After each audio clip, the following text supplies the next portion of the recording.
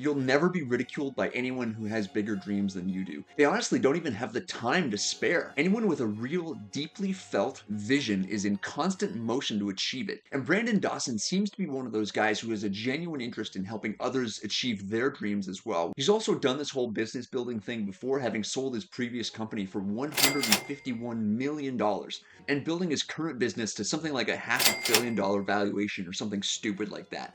Hence the title of his book, Nine Figure Mindset, which was the 27th book I finished so far this year, and we're in April of 2024. Look, one of the best pieces of advice that I can give to people is when you're trying to learn anything, you should go to the people who have already achieved what you want to achieve and actually learn directly from them. So for me, I mean, you can learn a lot from me about, reading and building your business to a certain point. I've done fairly well compared to the who knows how many people who are just kind of like, vaguely kind of thinking about starting a business. Like I've started mine, I've grown mine, I've got hundreds of thousands of followers across social platforms, and I'm at about like $5,000 revenue per month. And in this business, like being a creator, the margins are super high. So, it does not cost me a lot of money to run my business.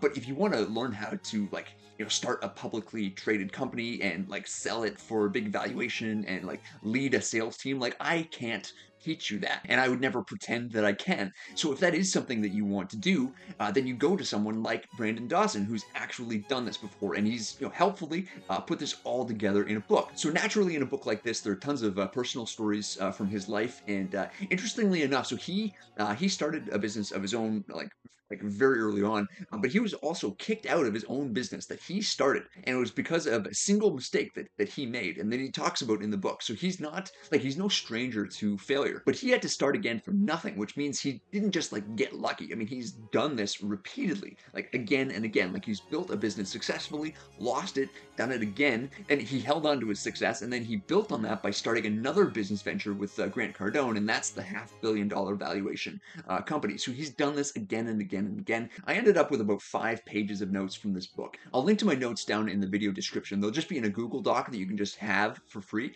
And then all of my notes from the 1,200 books that I've read over the last 10 years, that's on my Patreon. You can get those updated every single month. I add new book notes, and that's just for $1. I just want to give you a little bit of a sense of my strongest takeaways from the book. So I'm going to go through a couple of these quotes, and you can see why I really love this book as much as I did. So the first one, he says, the fastest way to succeed is to find the closest example of what you want to accomplish and model yourself after the person who achieved it. And I've spoken about this already in the beginning there, but that basically goes for everything. I mean, if you want to be in fantastic shape, you go to someone who's actually done it. And he also says this, know that if you give up, those around you will also give up, and that if you develop true resilience and resourcefulness, those around you will discover the same qualities in themselves. Building these leadership skills are relevant for everybody. I mean, you never know who you're influencing through your words and your actions, and you're always having an effect on people, whether good or bad. Like people are watching, and they're watching and studying what you're doing for clues to how they should behave or what's possible for them. And so setting that positive example is really supremely important. Then this next quote is from one of Brandon's mentors, this guy named Hector Lamarck. If you want to know where you're going in the future, just listen to what you're talking about right now.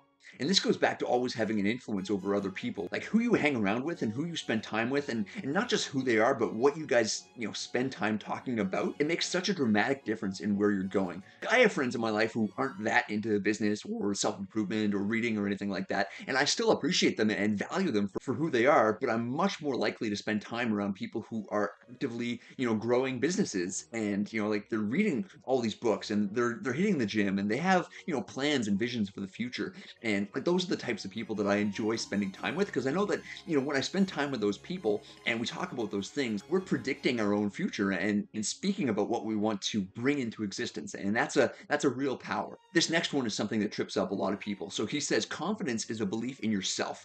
Arrogance is a belief only in yourself. No one who's arrogant reads 1,200 books. Like that just doesn't happen. Like 1,200 people, I've realized, know something that I don't. So I've been very intentional about, actively finding out what they know that I don't, and reading all those books. Sometimes I'll take, 10, 15, 20 pages full of notes, and like it would take me so many lifetimes to learn all of that on my own. Like I literally would not be able to do it, but I don't have to, because I don't have the arrogance that says, I know everything. I don't have anything to learn from anybody. I have the confidence that I can learn it. So 3 more quotes from Nine Figure Mindset, and this one's a question. He asks, when you think about what's possible, why settle for what's realistic? When you think about what's possible, why settle for what's realistic? And this next one is more strategic and about the actual functioning of a company.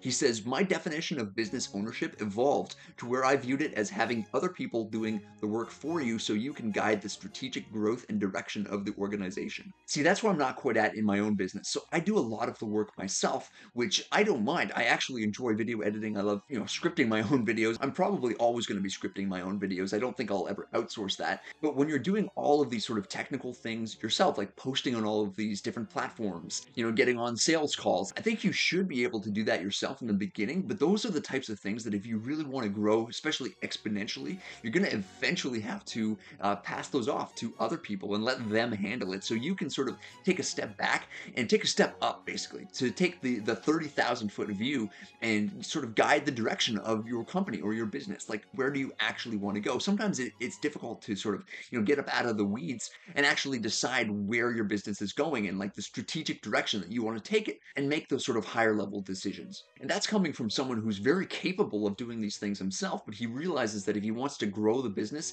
especially to a $151 million valuation, he can't be doing everything himself. He's got to sort of get help. Which leads me into the last quote here, which is actually another question. And he asks, you wouldn't look at a building that's under construction and condemn it for being unfinished, right? Adopt this way of thinking about yourself and your business. Nine-figure mindset is stacked with great questions like this, and it actually reminds me of another fantastic business book I read earlier this year and that I talk about in this video right here. It's important because growing a business is incredibly painful, and you're not always going to want to do the things that it actually takes to sort of reach that next level. Sometimes you're going to have to sort of trick your brain into doing hard things, which is exactly what I teach you how to do in this video right here. I make time, all these people wanna hate, fine, I'ma make mine. While you sitting there complaining, I'll be training. While you sitting there just waiting, I'm creating. Yeah, sometimes I think that I'm unstoppable.